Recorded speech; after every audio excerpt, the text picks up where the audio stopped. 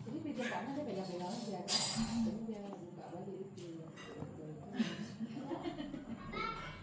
Penasaran. Mencari kerjaan. Ya, gitu lah ya. Kadang-kadang kalau kita lagi capek, bukan lagi capek lagi nggak fit badan. Kadang-kadang tuh buat ekspresi kita buat ngomong. Karena kalau kecil-kecil anak habis, anak-anaknya di sini. Masih lagi. Itu kan aku memang.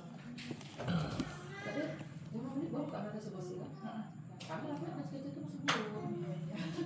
Jadi kami bilang, jangan masuk mulut enak ya. Gitu. Nggak bagus masuk ke dalam mulut. Dia sebenarnya tak kakak. Maksudnya itu potong. Kalau orang baru kan itu apa? Udah, karena ini tak kami bilang. Tiba-tiba udah. Di dalam.